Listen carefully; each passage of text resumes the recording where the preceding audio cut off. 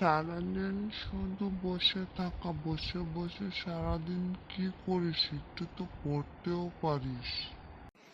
কি বলো দাদু, সারাদিন কি আমি শুধু বসেই থাকি? আমি যে লেখাপড়া করি, স্কুলে যাই, প্রাইভেট পড়ি, এগুলা কি তোমার চোখে পড়ে না? চোখে পড়ে শুধু বসে থাকা।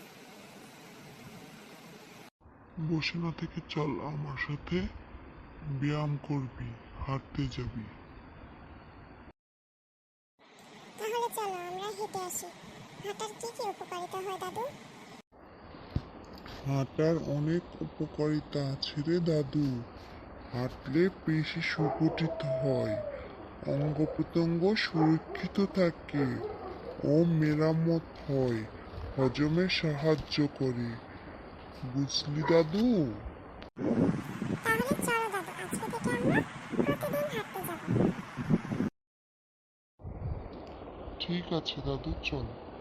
আমাদের ভিডিও যদি আপনাদের কাছে ভালো লেগে থাকে তাহলে লাইক এন্ড সাবস্ক্রাইব করে দিন।